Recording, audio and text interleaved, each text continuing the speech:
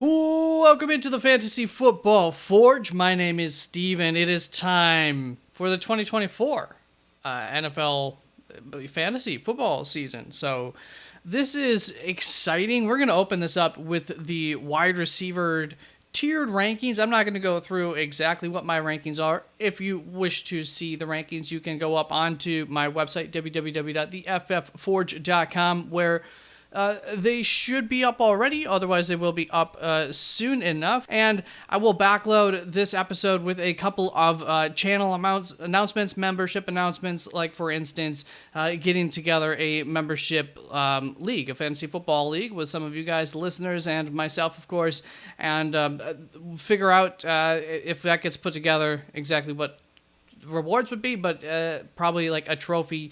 And once I get some merch out there into the world, that would be involved in that as well. So for now, though, like I said, end of the episode, we'll go over just a couple of things like that if you're interested, and let's just get started with the tiers here. And I have this in I would say random order. For the most part, it is in alphabetical order, but semi-random as well. And of course, the tiers here, we should start. AJ Brown is a stud. It's not S tier through F tier. I came up with some names that, for the most part, described the players within the tiers.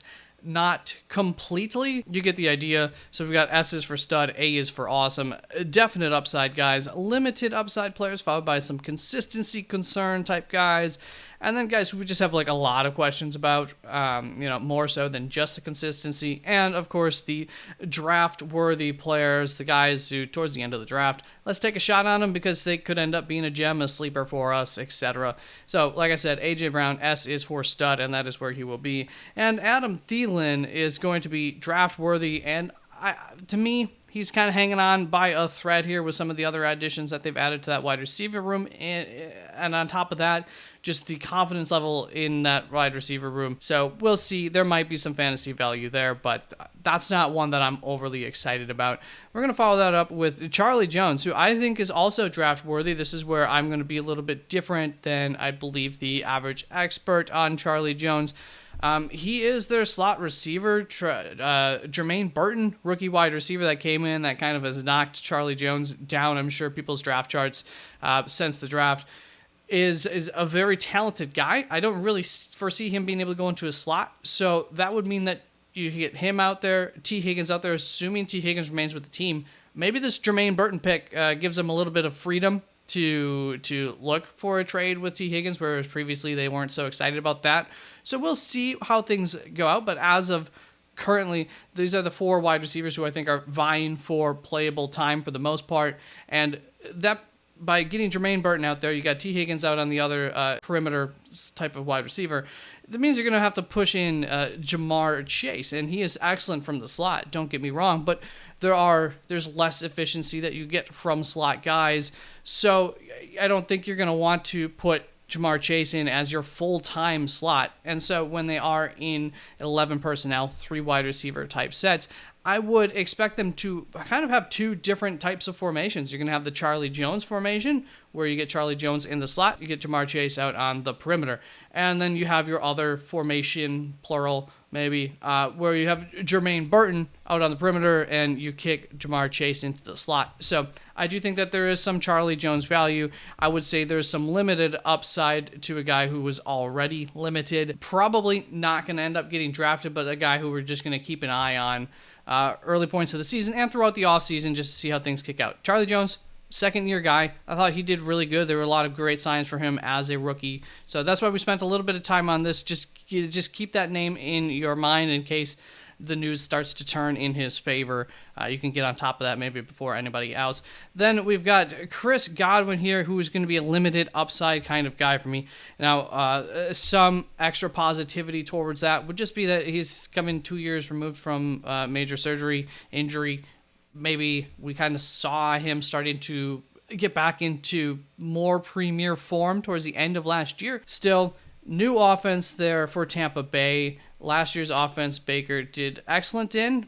We got another new offense for Baker Mayfield to have to learn to reset with. I'm just not overly optimistic about, especially coming out of the gate, that offense. But also, it could be definitely fine. So limited upside there. Chris Olave is going to come up next, and this is a guy who you will quickly learn that I am going to be higher on than the average expert. He is a stud for me this season. I think there's a lot of reasons with the new offense coming in to think that he's going to get absolutely peppered with targets. They didn't really bring in any legitimate competition for Chris Olave, and this is an offensive style that takes the best weapons and puts them in places to succeed, and gets the ball into their, in terms of the offensive side of the ball, it gets the ball into their hands as much as possible. So I'm expecting Chris Olave to have a bit of a blow-up season this year. He did very well in my projections, and so I'm listening to that to some extent. Things could always change, but I think I'm going to be kind of high on Chris Olave here as he comes into year 3, right? Then we've got Christian Kirk, who I would say has a definite upside. With Calvin Ridley leaving the team, I think that Calvin Ridley, Christian Kirk did serve some similar purposes in an offense. There's a little bit too much overlap that might have hurt Christian Kirk a little bit last year. This offense is going to be quite vertical this year with the two guys that they're going to have out on the perimeters. So I think that that's going to open up a lot for Christian Kirk, who is himself a fairly vertical player in terms of slot receivers, but still going to be less vertical than the other guys. So I'm pretty excited yet again for Christian Kirk. I've been kind of the high guy on him over the past 3 years, and for the most part, that hasn't worked out too poorly for me.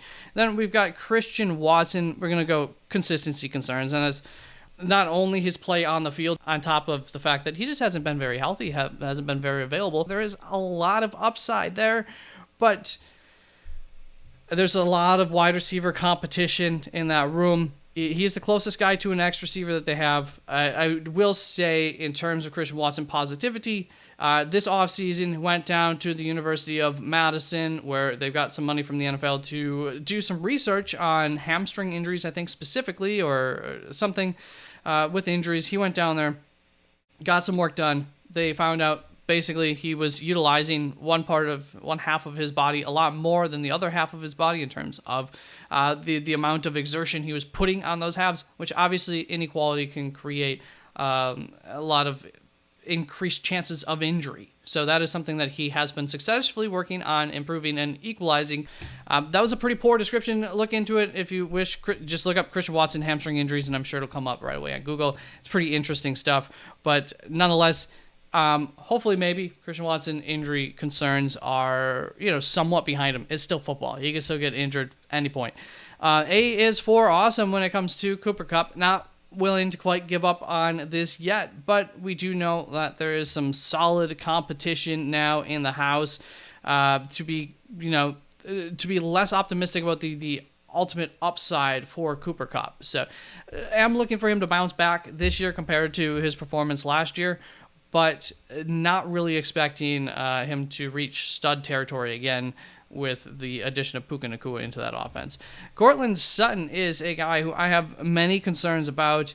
I'm not really too excited to be drafting him this year. It's that simple. New rookie in the house. They're going to want to run a lot to set things up, limited opportunity. He's already a guy who, with, I assume, a better wide receiver in Russell Wilson last year, a better quarterback in Russell Wilson last year, was highly touchdown dependent in that offense. And so I'm just not expecting that to repeat in any way, where he would be, performing as like a top 20 guy. And in fact, think that if we see those touchdowns go the opposite way, he'll be unusable. And that's going to bring us on to Curtis Samuel, who is a guy who I think is draft worthy. I don't really know what to expect from this Buffalo offense from those receiving options. There's really the tight end and the running back are really where my excitement comes in. As far as the receivers, a little bit less optimistic. They have a lot of slot type wide receivers. The ball could be spread around quite a bit. Once again, you got the tight end and the running back both also being above average receivers for their position, to say the least. And so how much room does that leave? Now, That said, Curtis Samuel, probably younger than you think he is. It feels like he's been around the league and he's like 33 years old or something like that. I think he's like 27. He must have come out pretty young. I do think he's a great match for this offense, to say the least. Then we've got Darnell Mooney here. He's draft worthy because he's going to have Kirk Cousins throwing to him now. And we did see his rookie season. There was a lot of promise there. So we'll find out this year if he is less than a jag, or maybe even more than that. I think there's a chance for being more than that in this offense with Kirk Cousins. That's going to bring us on to Davante Adams, and obviously he is still awesome, even with the possibly one of or the worst quarterback in the league throwing to him this season. And then we've got Adonai Mitchell up next, and Adonai Mitchell, he's draft worthy, right? We're starting to get into where I've been maybe a little bit more pessimistic or wait and see with Charlie Jones here. Adonai Mitchell is one of those guys who I could see myself drafting at the end of the draft if he's still available there easily, just because of the upside. I think that's going to be a good team, a good offense. And I was really high up on Adonai Mitchell in the draft process. DeAndre Hopkins comes up next here, and DeAndre Hopkins is going to fall within my limited upside group. This has a lot to do with the offense. The Will Levis throwing to him a couple of other weapons now there as well. Another year older. He's not the greatest separator at this age or anything like that. So just a lot of concerns to me that limit the upside. But we did see last year he was able to be productive enough at a certain point. But I'm not dying to get him off the board when it comes to draft season. Then Deebo Samuel is up next, and of course he is awesome. He helps to make that offense run, and there's a reason for that. Demarcus Robinson's going to be, I think that's very clearly going to be a draft-worthy guy. I would not expect him to be consistent. He did quite well down the stretch last year once he got acquainted with this Los Angeles Rams offense, and he's going to be starting out in that position this year. So there is some pretty decent upside for Demarcus Robinson. 3 to 4 targets a game is hard to live off of, even though those targets are going to be, they're very volatile type of targets. High upside, a bottomed out floor. Demario Douglas is going to come in, and a lot of concerns here. Some new faces there, not only at quarterback, but also in the wide receiver room. So tough to say how things will turn out, but he is a guy who I liked a fair bit in the process last year in terms of rookie wide receivers. And he came out and he showed some sparks while he was healthy of improvement before ultimately kind of flatlining through the end of the season as that team just kind of gave up down the stretch. Devonta Smith up next. He comes with a definite upside. Here's a guy who I've probably been historically a little bit low on just because he's been very inconsistent, and I like consistency. But I do think that there is some extra optimism here. Devonta Smith apparently packing on some muscle this offseason could make him a little bit more reliable down in and down out. So I'm a little bit excited about that. That's going to bring us on to Deontay Johnson, who's going to come up with limited upside, going to be in that Carolina offense. There are concerns. Is Adam Thielen still going to be the safety blanket? If you aren't peppering Deontay Johnson with targets, that upside definitely gets limited. I'm not getting too excited about it. DJ Moore, on the other hand, I'm a little bit excited about. And here's the thing. He is awesome. He has proven time and time again, no matter who's throwing to him, he's never really had a good quarterback throwing to him. So a rookie quarterback who's number one off of the board, not quite generational, but one of the better quarterback prospects to come out compared to other, your average year at least. I'm going to be fairly excited about DJ Moore and have some faith here that he could be just as successful as always. DK Metcalf, another guy stayed in that group. Not quite. He had a chance, I think, at least at the end of last year, as it became clear that Tyler Lockett is on his decline to turn into a stud. He just doesn't quite catch enough balls. There's maybe not enough. I don't know exactly what all the exact issues are, but DK Metcalf, somebody who I am excited about, but I'm not going to get too excited and overdraft him either. Dontavian Wicks, yeesh, draft worthy for sure. He could end up being like the best receiver really for the Green Bay Packers. Out of there's kind of 4 primary receivers right now competing for the most of the work, and then there's still Bo Melton right behind him, and another receiver who's done quite well. There's a lot of competition in this wide receiver room. Dontavian Wicks did very, very excellent last year. We'll see how camp goes. Like, he could come out of camp being the guy over Romeo Doubs or something that makes the starting 3 wide receivers. That's very possible. And if that doesn't happen, it's also possible that throughout the season, he becomes that guy. So, definite sleeper kind of pick here, Dontavian Wicks, to keep an eye on. And I know I'm not the only one that's talked about that. He did really, really well last year towards the end of the season when he got some opportunities. That's going to bring us on to Drake London, and he's awesome. He's got Kirk Cousins passing to him now, so this should be the breakout for Drake London, you would think, this year, and I'm happy to get a piece of that. Elijah Moore's coming up next, and I think we're going to go with just being draft worthy. Too many questions going on around, Deshaun Watson, that offense, and Elijah Moore and his skill set. I think I'm going to take some shots on some other guys with more upside there for myself. Amari Cooper, on the other hand, I think that we can get pretty excited about Amari Cooper. He is going to be a definite upside guy for me. Going to be in an offense that not only strategically, game plan, schematically, has favored like the X wide receiver, the number 1 wide receiver in terms of target flow, reliance upon that player, but also a quarterback who has historically kind of favored their favorite target quite a bit, DeAndre Hopkins, long ago, and we saw some of that last year. Deshaun Watson and Amari Cooper had a pretty good connection, at least good enough for fantasy football. So I'm expecting another pretty darn solid year from Amari Cooper. There could be some games where he'll just disappear for you, though, so not quite consistent enough to be awesome, I don't think, but there's some definite upside for him. Up next, we got Gabe Davis. I have a lot of concerns for Gabe Davis. Very vertical, inconsistent,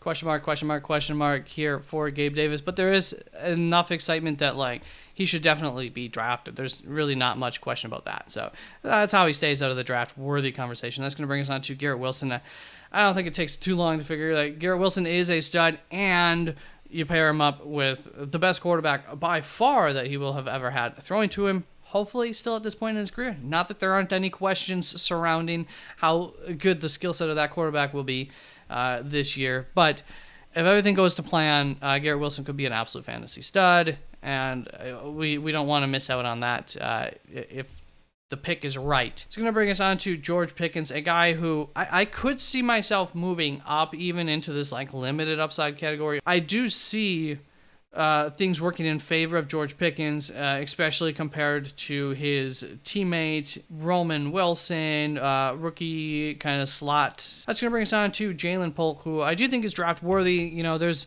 enough question marks there. He got drafted high enough that the unknown, there's the loot box. What's inside the loot box with Jalen Polk? Tough to say for sure. I think it's Juwan Jennings. I think it's a third down reliable target. I don't think it's a fantasy type of guy. I think it's a great guy for your team. I don't think it's a great fantasy guy. And so that's where I lie with Jalen Polk. Jamar Chase is, of course, a stud. Going to be getting the band back together this year. A healthy Joe Burrow, hopefully. And what's to not like here? So absolute stud in Jamar Chase, a top 3 wide receiver for sure. That's going to bring Jacoby Myers up onto the board here. And Jacoby is a many concerns type of guy. We've seen enough to say that he's definitely worth taking a draft on. We've even seen enough with him last year in the same situation essentially with the the Las Vegas Raiders. But there are still a lot of concerns, and we did add, we got a second-year Michael Mayer. We have a really good receiving tight end who's going to basically be our big wide receiver 3, our third best receiving option here. Big slot. For some reason, I can't think of his name right now. We'll see for Jacoby, but he's worth taking at some point in the draft. Jalen Tolbert is going to be a guy who is going to be draft worthy. He performed quite a bit better, I believe, in my projections than where I ended up having him ranked. One of those guys where I kind of push him down compared to my projection on him. But there is room for Jalen Tolbert to absolutely be one of the gems if you get him this late in the draft, being the wide receiver could end up being the wide receiver too. The second best receiving option in that Dallas offense. Dak Prescott, a fine quarterback for fantasy purposes. So there's optimism. Jalen Hyatt, a similar trajectory and everything than Jalen Tolbert in some ways, just a year quicker here for him getting his opportunity. So we will see how that works out. And he's in also a much, different situation with the New York Giants in terms of the quarterback throwing to him. He could be a high upside kind of guy. Jameson Williams is going to be somewhat similar, but we're a lot more optimistic about this, especially when we hear Dan Campbell talking so greatly about him in the offseason, a guy who there was a lot of question marks not too long ago, but this seems to have turned things around in terms of his mentality towards the game and everything. That a guy like Dan Campbell, Coach Dan Campbell, is now sings his praises. So Jameson Williams also going to be getting an opportunity. Not that there aren't any concerns here yet, but it could be one of those guys who could really come out and show up and be a gem of a pick later in the draft. Jackson Smith and Jigba also going to be getting an opportunity. Not that there aren't enough concerns here, new offense and everything. Tyler Lockett's still going to be a part of it, so limited opportunity. Not a huge ADOT kind of guy, going to need a lot of targets. Is he going to get enough targets? I don't know, but he's coming into his second year, highly talented first-round draft pick who, we can get excited about. So don't let all those concerns not let you draft him, because there is quite a bit of upside. Speaking of upside, from a slot wide receiver, Amon St. Brown, of course, the best slot receiver in the league. He is an absolute stud, and he proves that week in and week out in fantasy. We know that. Jahan Dotson coming up next here. He's going to be, I believe, just draft worthy for me. That is correct. Lots of concerns. Rookie quarterback throwing to him. I do, and I should also state Jahan Dotson, a guy, third year guy. I thought he was way overdrafted in the first round. I thought he was more of a second round kind of pick, late first maybe. For a wide receiver, I was never a big fan of him, to say, compared to even the average draft Nick. So Jahan Dotson, I'm not overly excited about, just to begin with. What I will say in favor of him is that I do think Jaden Daniels, Jahan Dotson, it makes sense in terms of Jahan Dotson getting the ball in his hands. It's a good pairing. I don't like the offensive scheme, but the offensive scheme should give some opportunities too for some deep balls and whatnot. There is a glimmer of hope for Jahan Dotson in year 3 to have a revival, because he did start his career fairly decently in year 1. Jaden Reed, speaking of a second-year guy now, going to be hopefully building off of last year. I do think that the upside is limited in that offense. I think that offense wants to run a lot, and I do think that there's a lot of competition for receptions in that offense. Still like him quite a bit as a safe back-end wide receiver 2, high-end wide receiver 3 type of dude. It's going to bring us on to Jalen Waddle, and he's awesome. You got to love Mr. Waddle. Not much more to say about that. Very, very explosive offense, and he's a part of it, and he's just not quite the guy. So keeps him away from being a stud, but while he's healthy, he's fantastic. That's going to bring us on to Jerry Jeudy, who is he more than draft worthy? He is. We're going to put many concerns out of the two competing kind of slot/Z receivers. I think Jerry Jeudy becomes the Z. I think he becomes more efficient. And I think that there's a little bit more upside to him than Elijah Moore in terms of could they break out, have a good year, could it work out?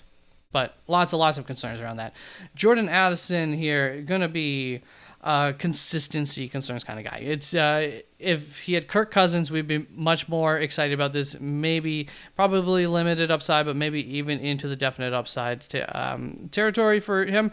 But he doesn't have Kirk Cousins throwing to him. He's going to have a rookie throwing to him. This will be an offense that's going to want to rely on the run a little bit more again to get things going. I do think that he will have big games, but limited targets, limited chance of catching, deeper targets, less chance of catching those from the rookie and everything. So for the most part, I'd rather stay away from that. But he did well enough last year that there's reasons for optimism and just that Viking staff. There's reasons for optimism.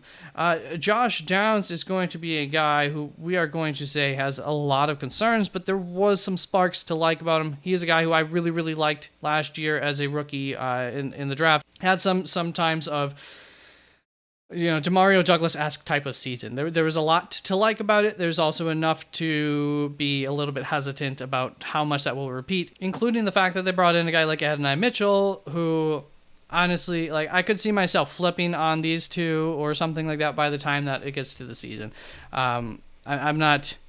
I'm a little hesitant on exactly how I feel about those guys yet. Josh Palmer is going to come in here. Also, many concerns on Josh Palmer, but I do think this is more optimism for me for Josh Palmer in some ways, but consistency concerns ultimately too would be an issue here in this offense. Like I said about Jordan Addison, some of those similar-ish concerns, but he did do pretty well last year and the last couple of seasons whenever he's had to have been the guy, and I think that there's a decent chance that he'll win the job over Quentin Johnston as the wide receiver 2 and 2 wide receiver sets. It's who's the other guy. I think it might be Josh Palmer. If it is Josh Palmer, this is around the area of the draft where I'll be taking him. Justin Jefferson is still a stud, even with the question marks at quarterback. It's close. He's not going to be my wide receiver 1 this year with Kirk Cousins not throwing to him. But, and a rookie throwing to him and all that. I have some faith that this offense might be able to get enough touchdowns here to keep Justin Jefferson in this studly top 10 wide receiver territory. But I won't be surprised if it goes the other way either, if he's a top 15 kind of guy. Keenan Allen is going to make my list here as an awesome wide receiver. He was fantastic last year, top 5 equalized value type of wide receiver for me, which equalized value is just average fantasy points per week, except it takes into consistency into the account there. So Keenan Allen helped you win a lot of weeks if you had him in fantasy last year. I don't expect him to just fall off of a cliff. I expect him to be the reliable target for the rookie quarterback there in Chicago. If you weren't aware, Keenan Allen now playing in Chicago this season. So I'm pretty fine with drafting Keenan Allen yet again. Kendrick Bourne is going to be a guy who obviously, Keon Coleman is going to be a guy who I'm going to put him in the consistency concerns category. He gets a little bit of a benefit from just being the unknown factor here. What's going to happen? Now, I don't like that. Well, we knew he's going to be called to be the X receiver for Buffalo. And a lot of people, that scares them away because we don't think of Keon Coleman, or we don't think that that's where Keon Coleman will succeed in the NFL. He is fine as an X in college, but that's not going to work out so well in the NFL. That's our belief, right? It could. Regardless, this offense, the Joe Brady offense, there's a reason that Stephon Diggs, his numbers in fantasy football and just in general went down so much last year, and part of it being he didn't really buy into the new offense, but part of that also being that all of a sudden, as the X wide receiver for the team last year, 30% of his targets happened at or behind the line of scrimmage or within a couple of yards of the line of scrimmage, something like that. About a third of the opportunities, way more than prior in the prior offense. And so that's what we want for Keon Coleman. We want the ball to be gotten into his hands quickly. We want him to be a big slot kind of guy and for him to move with the ball afterwards, and then he can always go deep and get a contested catch for you on some situations, but you don't want that to be all that's being asked of him, because then we're looking at Quentin Johnston. Not great. So lots of guys that the ball is going to be getting to, rookie, but we got Josh Allen throwing to him, and I do think that even the X wide receiver role in this Joe Brady offense still could work fine for Keon Coleman, and hopefully they're looking at how Rashee Rice was utilized last year, and they'll implement some of that into the equation of how to get the most out of Keon Coleman for this offense. So it's optimism here for him. Brandon Cooks, a guy who I had a lot of optimism for last year. That was a miss by me. Similarly, that optimism could be here this year. I'm trying to figure out, we got draft worthy on him. but I'm not going to be as optimistic as I was last year because of the year that he had. But is he draft worthy? I think so, yes. I mean, he could have a revival year. That's to bring us another draft worthy guy, Khalil Shakir, another Buffalo wide receiver who, slot, big slot. Their tight end receiver, slot. Your running back basically runs in the same area of the field as a slot wide receiver does on a lot of routes.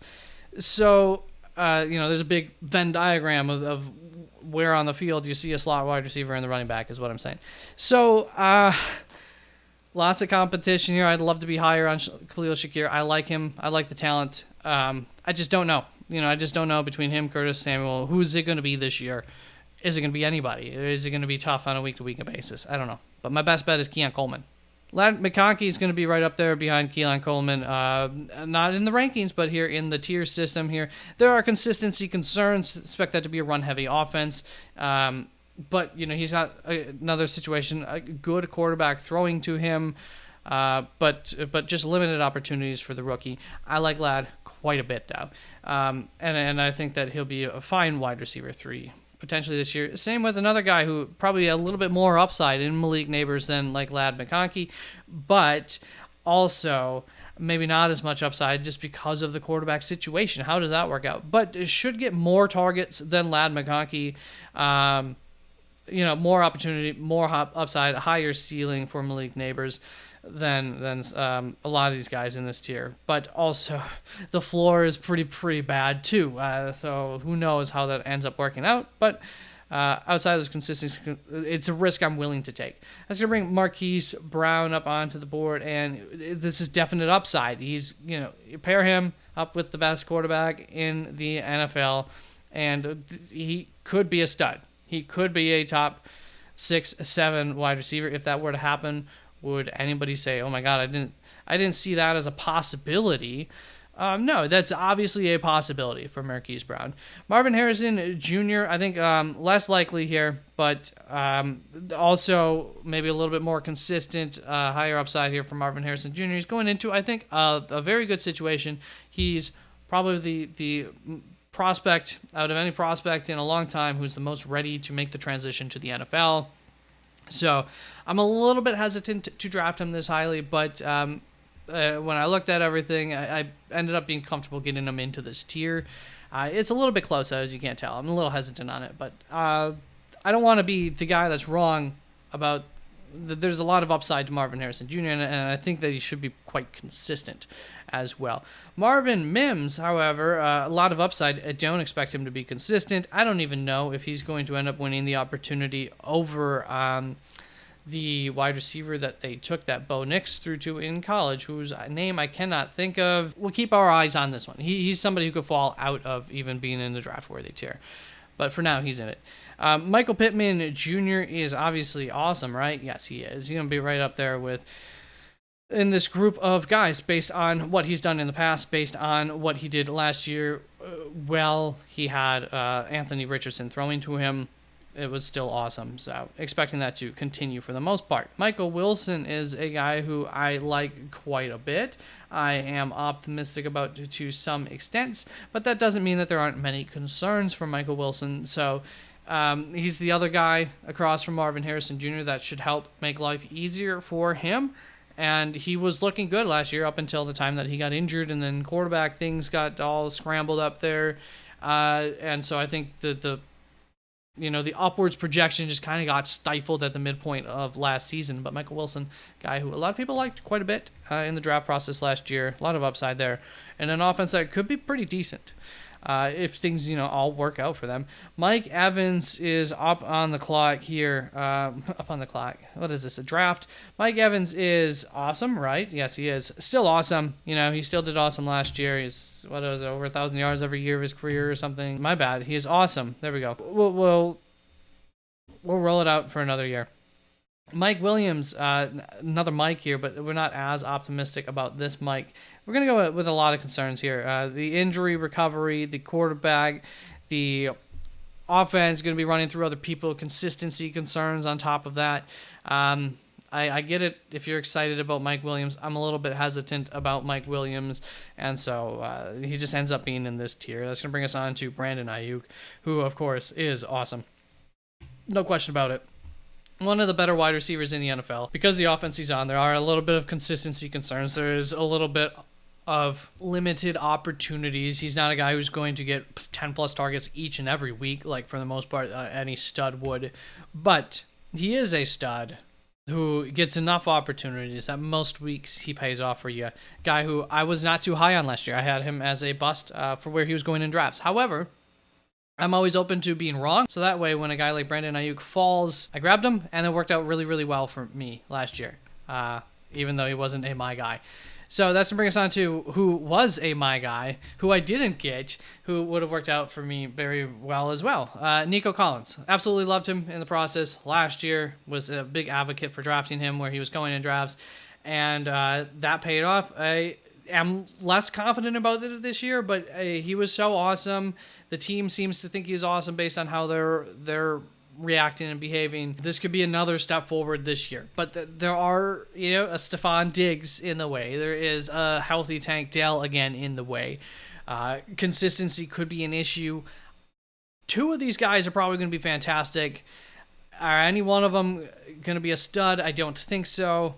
And I don't know.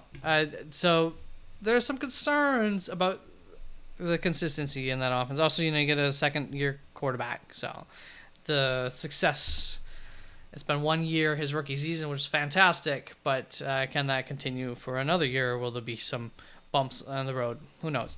Odell Beckham Jr. is a guy who I think is draft worthy. My projections actually liked him quite a bit more. I'm pretty excited about him being the third guy in that Miami offense. There are some reasons to not be excited about it, but I think that he could end up getting loaded up with touchdowns. Puka Nacua he's freaking awesome. Was able to get him off of the look at these guys, all the guys who I wanted or did have on my team. Puka Nacua had on my fantasy football team last year. Was able to get him. Thank God that helped early on in the season for me.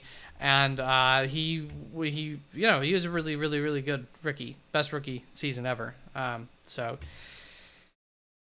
how can you not say that he's awesome?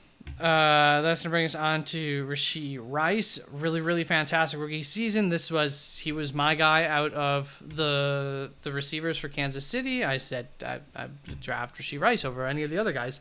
Ended up being correct. I was on an island there with that for off-season takes. Everybody thought maybe it'd be Sky Moore, maybe MVS, but Sky Moore or Kadarius Toney. Rashee Rice was, I don't know if he was even ahead of MVS in terms of average draft position. But if you listened to me on Rashee Rice last year, you're welcome. Now, I don't know what's going to happen early on in the year. I am projecting him to be missing a few games, a small suspension. I can't remember exactly what I did. I think 4 weeks. So, yeah, that definitely hurts the upside here. They got a couple other receiving options, but he is the guy who I think is the glue that keeps everything together on a down in and down out basis. So once he's back, I think he's back. I think he's good, and I think that he gets the most targets out of any of the receivers.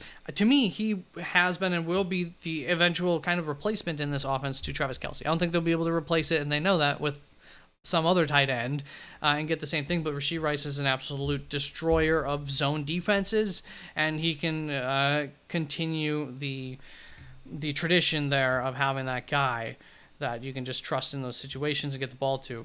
I think that's Rashee Rice. But yeah, he's done some stupid things this offseason, so there are obvious concerns, but also definite upside there. Rashid Shaheed is just going to be draft worthy here. Barely. Roman Wilson, also draft worthy here. I think there's some upside, but I think because of the quarterbacks who will be throwing to him, I don't quite think that we'll get there. I like Roman Wilson a lot. They just don't target guys running down the middle of the field, short routes enough. Rome Odunze is going to be another guy with consistency concerns. He's got Keenan Allen and DJ Moore ahead of him in the wide receiver room. So I don't think that there's going to be enough targets to produce for Rome, especially when you have a rookie throwing to you. So I'm not too excited about Rome this year. But anytime if there's an injury or anything like that, all of a sudden He could be very, very fantasy relevant for several weeks this year, hopefully at the most. Hopefully there aren't any serious injuries for Keenan Allen or DJ Moore. So that's to me the biggest upside, but on a week in and week out basis, I don't know that you're going to be wanting to play Rome without there being somebody missing some time that week. Romeo Doubs. Many concerns for Romeo Doubs. I spoke about some of that. Dontavian Wicks, target share, everything.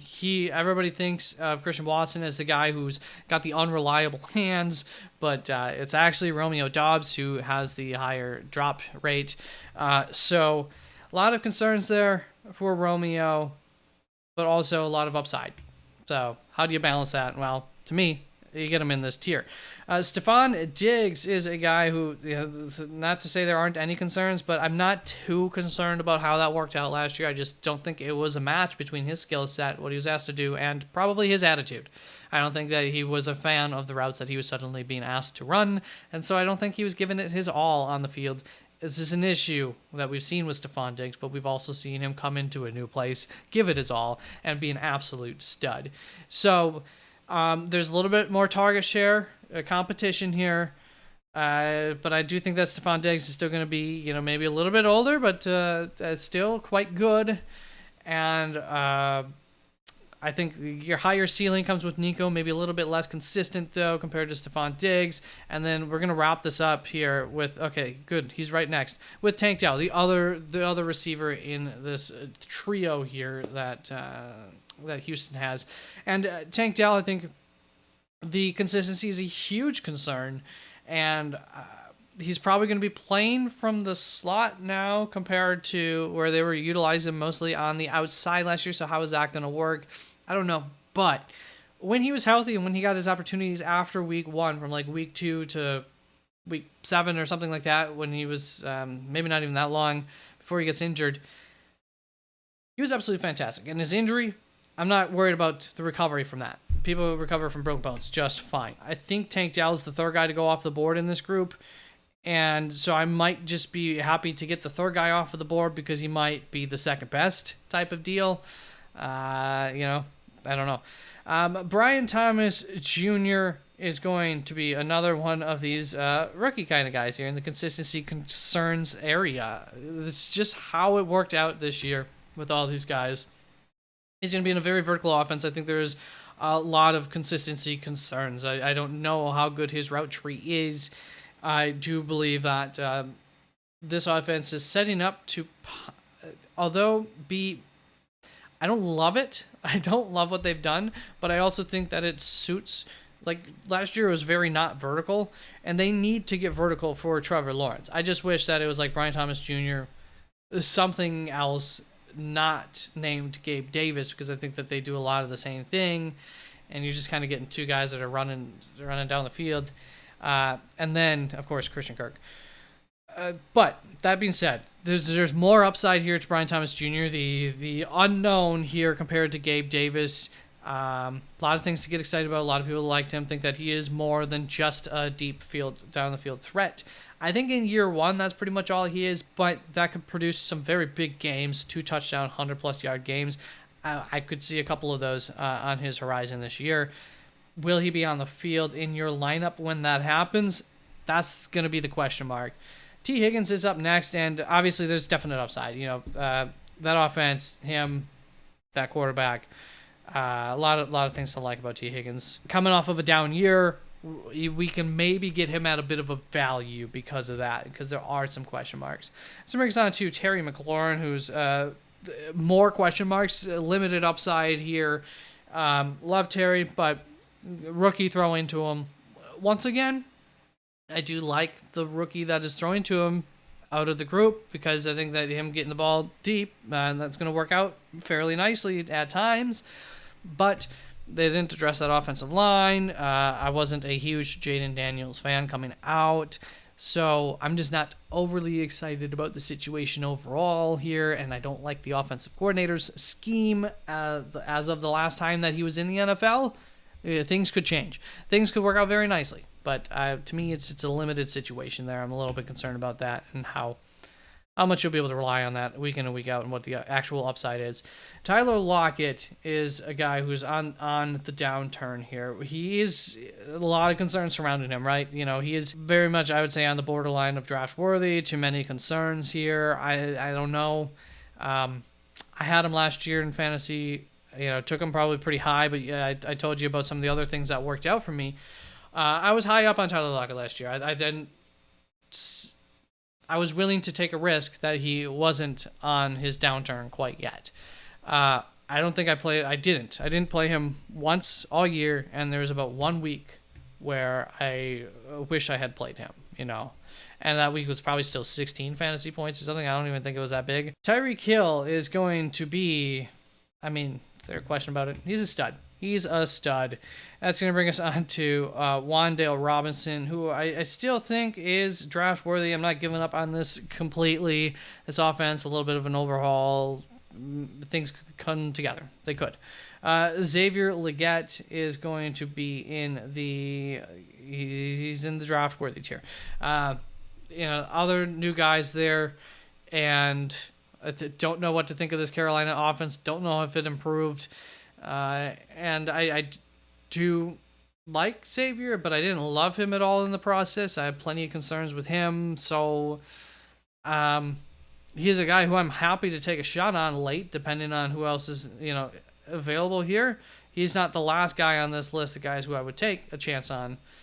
But I don't think it's incredibly high upside, and I don't know that the floor is very good either. Xavier Worthy, however, it's consistency concerns for me. I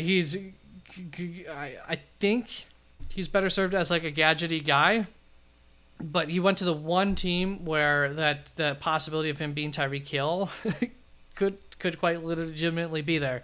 So in college, he ran an incredibly fast 40 time, but he's much more of a quick gadgety type of guy. But I do think that they're going to be utilizing him to some extent as the deep threat in this offense, maybe a little bit of both. And he's going to have Patrick Mahomes throwing to him. But this isn't some kind of guarantee. We've seen Kadarius Toney fail in the role that I think Xavier Worthy is best for. We've seen Sky Moore fail in the role that I think they're going to ask of Xavier Worthy, which is going to be a threat at all three levels ultimately.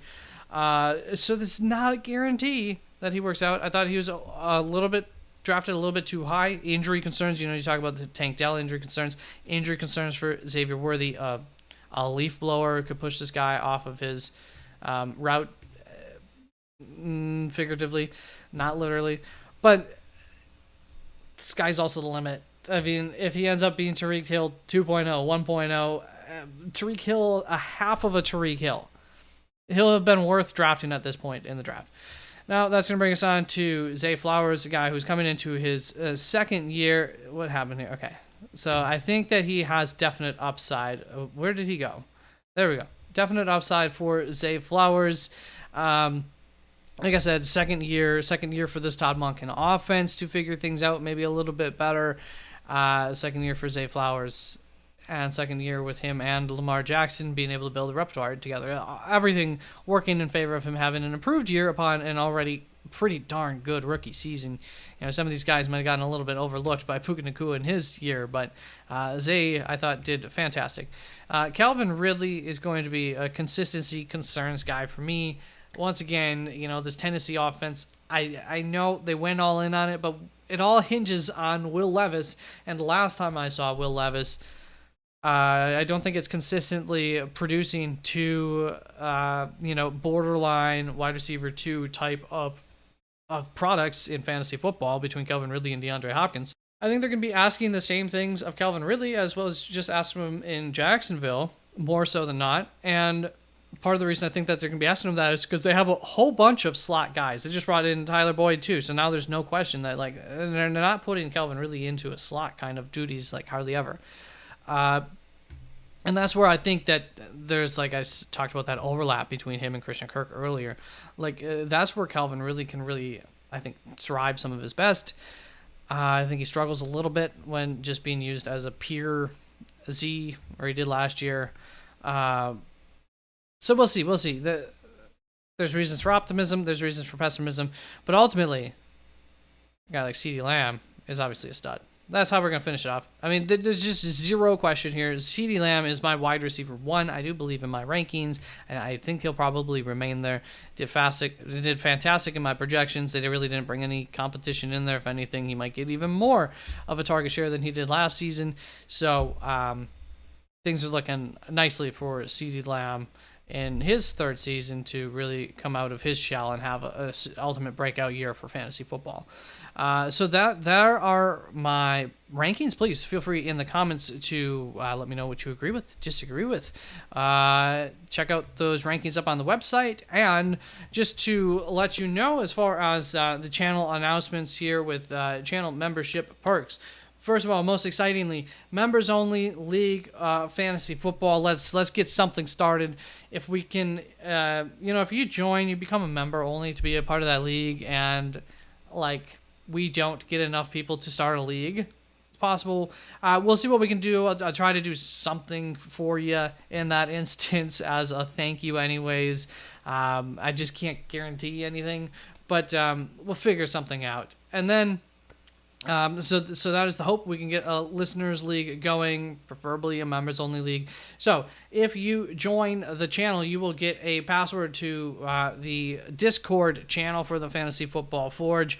On the Discord channel, I've got several different. I'm not very well versed in Discord. There are several different channels there on Discord.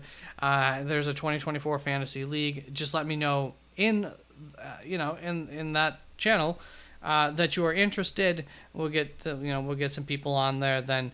And the same thing is going to go here for non-PPR standard league format rankings. If you are interested in getting those, become a member and let me know. And I can easily enough, time-consumingly, but I can get you some of my full PPR rankings and or standard format rankings. There's a channel called full PPR. There's a channel called standard format. You just go right in there, and all it takes is one person to request it. And as a thank you for joining the channel, I will do the rankings specifically for you in a non-PPR standard format. Also, don't forget, it's still going to have up there the equalized value or consistency rankings. So from last year, you will have access to those. And basically, that's just a ranking that looks at consistency heavily. And what it boils down to is how many weeks did each player actually end up helping you win that week compared to other players. So I think it's a very good read. Much like average fantasy points per week, but even better. And that is my own homebrew, and you can get access to seeing that for each and every position. And as the season goes along, I update that, and so you will actually be able to see that each and every week. And the more, by weeks 8, 9, 10, you can start to look at that and say, oh, maybe these are some targets, some guys who are being a little underappreciated for trading, etc. So there you go. Thank you very, very much. Welcome back. It's time to start thinking about fantasy football for some of us. For others, it'll be a month away, but hopefully you find this video. Peace out.